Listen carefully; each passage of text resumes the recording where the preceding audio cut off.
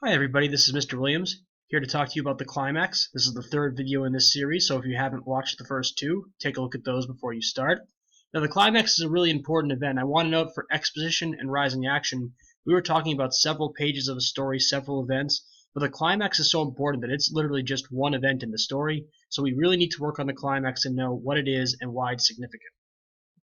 So let's look at where we are in the storyline. Now this storyline is technically inaccurate. It makes it look like the climax is actually in the middle of the story, when in reality it's just at the highest point in tension for the story. So it could be the very last page of the story, it could be with a few pages to go, a few chapters to go. Just note that the climax is when we have all this tension built up, and we finally get to that big final scene, which we'll define later in this slideshow. For the climax, just know this is the high point, turning point, or major shift in the action of the story.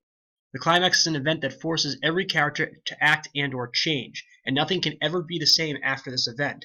So when we're talking about the climax, there should be a key difference between how the characters act before and after.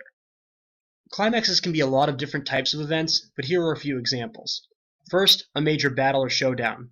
In a war movie or an event where there's two sides battling, when we have that final event, that final battle where one side will be victorious and the other side won't be, that can count as a climax or turning point. Another climax could be a debate or argument. When we're talking about this, maybe it's not a war movie or a physical altercation, but maybe there's some characters then arguing, a social situation, something of that nature. These type of events can also be climaxes as long as they change the dynamic of the story. Sometimes the climax is internal. A life-changing decision where a character has to change themselves for the better or sometimes changes for the worse can also be a climax. And last but not least, a final play in a sport event. If you've ever watched a sport match of any sort, football, baseball, etc., you'll note that there are events in a football game or a baseball game where one side gets a turning point. It changes the momentum of the game, and those things can be climaxes as well. For my example here in the picture, I'm using Super Bowl 36, where the game came down to a final field goal. Whether Vinatieri hit or missed that field goal was going to determine what happened afterwards. Here's some important notes on the climax or turning point of the story. First of all, every story has a lot of major events, multiple major events. So when we're looking at a story, we can also have multiple climaxes. Sometimes stories are split up between conflicts, or we can look at multiple subplots, so we do have to keep in mind that some stories will have more than one climax.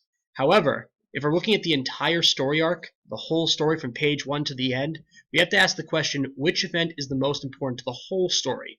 There should be one event that we could say is the biggest event in the story, which means sometimes you actually have to read the whole story to find the climax. Other climaxes are obvious, like those major battles we can sometimes see when the final battle is about to happen, but other times we have to go back and review and ask ourselves, when did the story truly turn in a different direction? So once again, the key to finding that climax is to look at the entire story and find the biggest, most significant event. We need to make sure that climax is tied to a major conflict as well. Stories have multiple conflicts, but usually one or two of them are the bigger conflicts in the story. We need to identify what those conflicts are and figure out what event in the story really changed those conflicts for our characters. And don't forget that often the climax can split the story into two parts where characters have two different goals. So for one part of the story, they're thinking about one item, and the next part they have to think of a different one, or a different goal, or a different problem. So climaxes can often do that, which makes sometimes identifying the climax really simple. When identifying the climax, here are some questions you should ask yourself. 1. What is or are the main conflict or conflicts in the story? Once again, you have to identify those before anything else. 2. What events are important to this conflict in the whole story? Listing out some key events could help you identify which one is the most important. For number 3, how could this event be a turning point, high point, or major shift in the story for the major conflict? Ask yourself, once you have that list of events, which one does change the story drastically for our characters? And last, number 4, what problem does the climax create that will force the characters to act or resolve a problem? If you have a significant event, or at least you think it's a significant event, but that event doesn't lead to a big problem that has to be solved or a different change for the characters, it may not be the climax of the story. Now at this point we're here for an example. I'm going to use Pixar's Presto from 2008. It's one of my favorite short films from Pixar, directed by Doug Sweetland. And the question here is, if you need extra help with this and want to see an example, keep watching the video. However, if you don't think you need any more help with this, feel free to turn off the video or just skip to the end where we talk a little bit about what's going to happen next. I'll provide some links at the bottom or some timestamps for you to click on in case you want to do that. The key to this example, though, before we talk about it, is you need to actually watch this video. So I'll add a link to that here, or you can look in the bottom where I'll write down the link as well. But if you need to watch that, take a look and then you can come back for the example. What you do need to know, though, is that our major characters in this are going to be Alakazam, he's the bunny, and Presto, I'm not going to try to pronounce that last name, he's going to be the magician. So I'll give you a moment to make a decision, and then we'll continue with this video. So before we figure out the climax, we need to figure out the exposition and rising action. So this will be a little review for people that looked at videos 1 and 2. For exposition, the information that exposes us to the story gives us the necessary background information. What we need to know is that Presto and Alec have a magic act, and while Presto did eat his meal, Alec did not get to eat, and he is hungry. For the inciting incident that incites the action that creates conflict, we're talking about the fact that Presto doesn't feed Alec, and Alec refuses to start the show until he's had a carrot. And for the rising actions, remember, those are the events that rise the tension and create conflict for our characters. I'm not going to go into specifics here, but the characters' stubbornness, both characters, leads to a conflict between them. So with all that info in mind, we have to start thinking about our climax. And remember that sometimes you have to watch the whole video or read the whole story to identify the climax, but for today we're just going to start with after our rising actions and identifying the climax from there. So the first question I ask myself is, what is the main conflict? In this case, it's character versus character. Alec wants to eat before he performs, but Presto wants to perform first. This is an argument between them, even though there's no words, and both characters are stubborn and fight about it. Now, once again, there are other conflicts as well, but this conflict drives the whole plot of the story. These two characters facing off can be seen throughout the entirety of the short film. So with that in mind, we have to ask ourselves, what events are important to the character versus character conflict?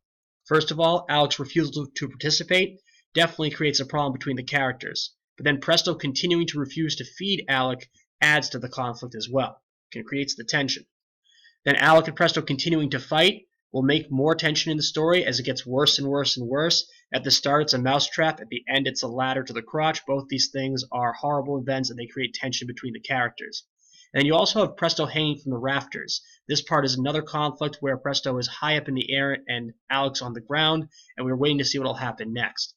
So all these events create conflict. They could all be arguably rising actions, but only one of them can really be the part that is the turning point for the story. So now we get to our third question, which is pretty simple. Which one of these events is the turning point, major shift, or high point in the short film? I'll leave a pause here for a few moments, and then we'll go to the answer. So if you guessed that Presto hanging from the rafters at the climax, you'd be correct. And we'll talk more about that in a little bit. But for number 3, how could this event be the climax? Well, it's the first time where Presto is in serious danger, and that one of the characters could win this battle between them. And number 4, the problem the climax creates that forces the characters to act. Presto needs to find a way to get himself out of danger, and Alec has to decide whether food or Presto is more important to him. So these are interesting elements too. This is also the first time where someone might have won the conflict.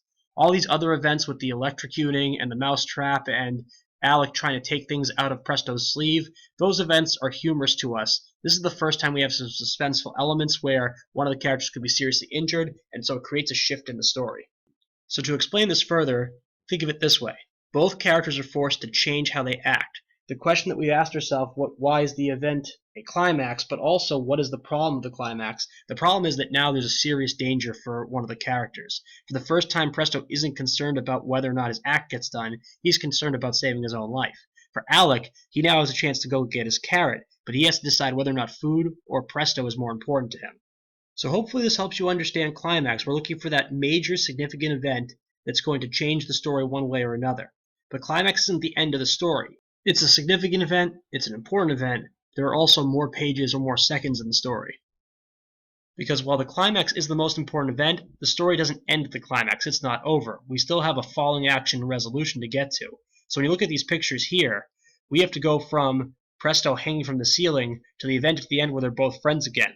And there need to be events that help us solve our conflicts, get them to that point, because this is a significant change. And once again, that change is basically brought about by what happens, the problem that is solved from the climax. So, as you're thinking about your stories, remember that all the events are important, and while the climax is a major event, often the most important event, you also have to think about that this is a story plot line where everything comes together at the end to make the story what it is. And that's it for this slideshow. Just remember that the climax alters the problem or conflict the characters have to engage. In other words, we're going to have a major conflict in the story, but there's going to be some event that changes it. It's a high point, it's a turning point, it shifts the story. We are looking for that event that makes a big change, that forces a new way of thinking for the characters, a new action plan, whatever it might be. It should create a new problem or adjust the problem that they were having. And the remaining events, the following action, the resolution, need to address that problem. They need to solve whatever conflict's been added to the story by the climax, or whatever's been changed with that conflict. So the climax really is a significant part of any plot line, and it's an important event to be able to identify to fully appreciate the story, especially later on when we're talking about identifying themes and identifying characterization and how characters change. Make sure you're aware of climaxes in your stories. Whether there's one or several, it's going to be important for your understanding. And that's it for this video. Thanks for watching.